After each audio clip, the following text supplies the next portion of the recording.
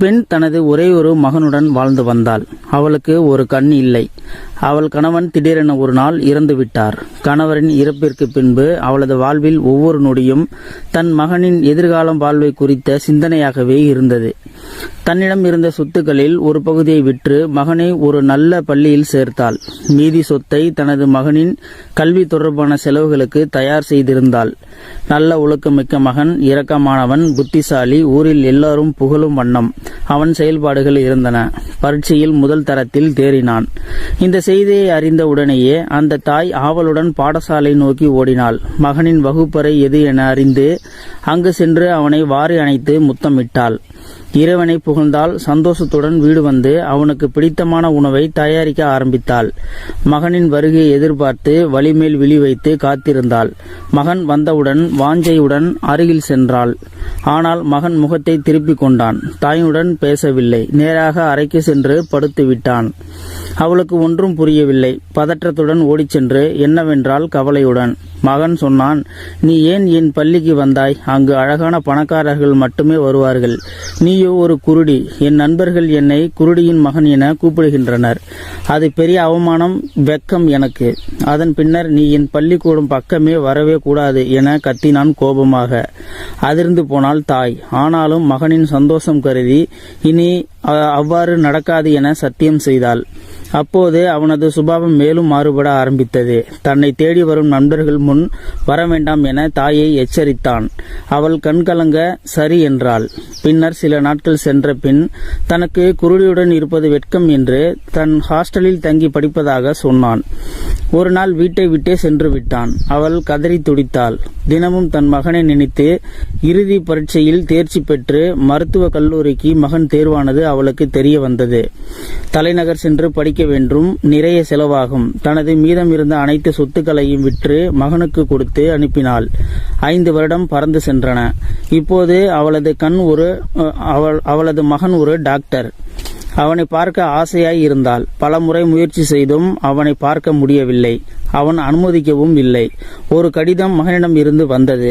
அதில், அம்மா, நான் இப்பொழுது இந்த நாட்டில் உள்ள சிறந்த டாக்டர்களில் ஒருவன். எனக்கு ஒரு செல்வந்தரின் மகளுக்கும் திருமணம் நடக்க உள்ளது. அவளும் ஒரு டாக்டர். உன்னை போல் ஒரு குருடியின் மகன் டாக்டர் என தெரிந்தால் என் திருமணமும் கௌரவமும் பாதிப்படையும்.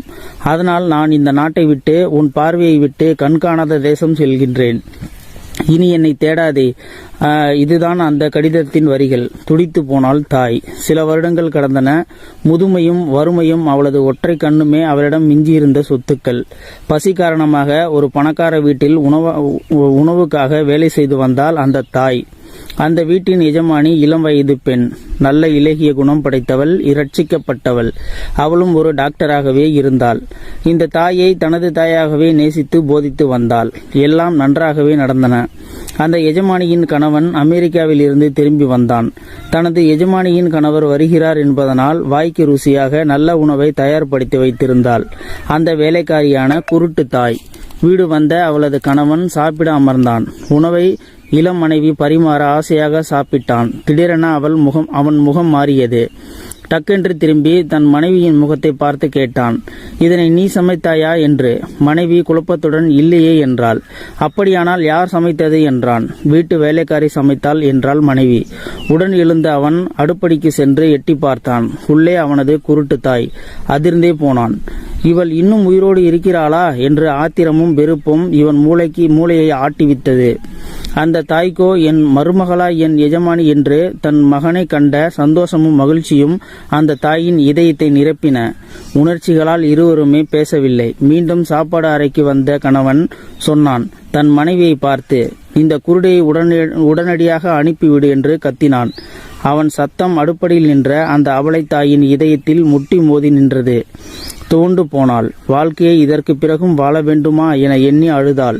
அந்த இளம் மனைவியோ அது தனது கணவரின் தாய் என்று தெரிந்ததும் இங்கேயே இருக்கட்டும் என்று எவ்வளவோ சொல்லியும் தனது கணவனின் பிடிவாதமும் கோபமும் ஆவேசமும் எல்லை மீறி செல்லவே வேறு வழியின்றி அந்த தாய்க்கு போதுமான பணம் கொடுத்து முன்பு அவள் வாழ்ந்து வந்த ஊருக்கே மீண்டும் அனுப்பி வைத்தாள் வேதனையுடன்.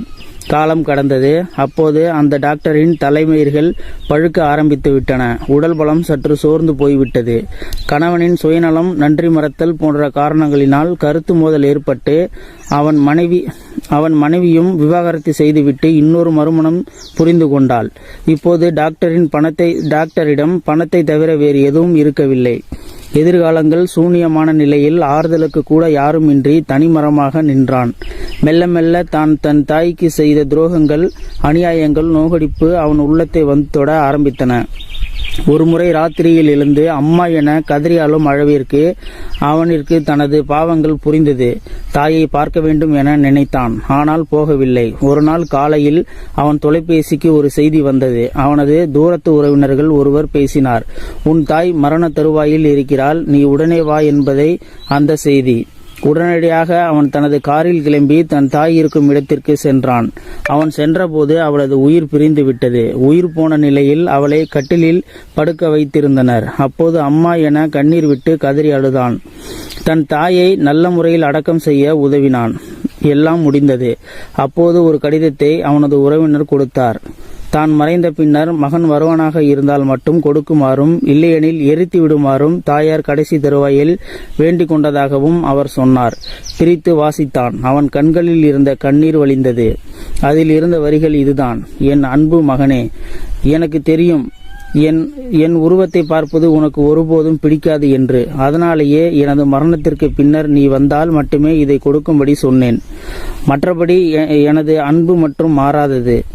இது இறைவனிற்கு மட்டுமே தெரிந்த விஷயம். மகனே, நான் குருடிதான். உன் தாய் குருடியாக இருந்திருக்க கூடாதுதான். எனக்கு உன் உள்ளம் புரிகிறது. உன் உணர்வுகளை நான் பெரிதும் மதிக்கின்றேன். நான் ஒரு நாளும் உன்னை சபித்ததோ கோபப்பட்டதோ கிடையாது. உன் அப்பா இறந்தவுடன் எனக்கு ஒரு வாழ்க்கை வேண்டும் என்றிருந்தால் நான் இன்னொரு திருமணம் முடித்து நன்றாக வாழ்ந்திருப்பேன். ஆனால் நான் உனக்காகவே வாழ்ந்தேன். அதை நீ புரிந்து கொள்ளாமல் போய்விட்டாயே. மகனே, உனக்கு தெரியுமா நான் ஏன் குருடி ஆனேன் என்று? அப்போது உனக்கு சின்ன வயது. சாலையில் ஓரத்தில் நீ விளையாடி கொண்டிருந்தாய். ஏதோ ஒரு வித பொருள் உன் கண்ணில் பட்டு உனக்கு ஒரு கண் குருடாகிவிட்டது. டாக்டர்கள் இன்னொரு வெண்படலம் இருந்தால்தான் மட்டுமே உனக்கு பார்வையை கிடைக்க வைக்கலாம் என்றனர். என்ன செய்வதென்று தெரியவில்லை. நேரமும் போதாதது. அதனால் எனது ஒரு கண்ணை உடனடியாகவே தானம் செய்து உனக்கு பார்வையை கிடைக்க செய்தேன். எனது கண்தான் இன்று உன் கண்களாக இருக்கிறது. நீ இந்த உலகத்தையே, ஏன் இந்த கடிதத்தையும் கூட அந்த கண்களாலேயே பார்க்கிறாய்.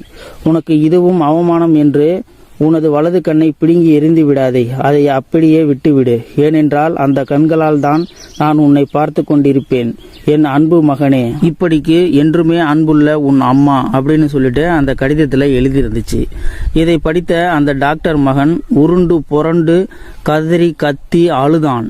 ஸோ நண்பர்களே, இந்த வீடியோ பார்த்துட்டு இருக்கிற நீங்கள் இந்த வீடியோ பற்றின கருத்துக்களை கீழே இருக்கிற கமெண்ட் செக்ஷனில் மறக்காமல் சொல்லுங்கள். இந்த வீடியோ பிடிச்சிருந்தா ஒரு லைக் பண்ணிக்கோங்க. முடிஞ்ச அளவுக்கு இந்த வீடியோவை மற்றவங்களுக்கும் ஷேர் பண்ணுங்கள். இது போன்ற செய்திகளை நீங்கள் தெரிந்து கொள்ள நம்மளுடைய சேனலை சப்ஸ்கிரைப் பண்ணிக்கோங்க. மறக்காமல் பெல் சிம்பிளையும் கிளிக் பண்ணிக்கோங்க. நன்றி, வணக்கம்.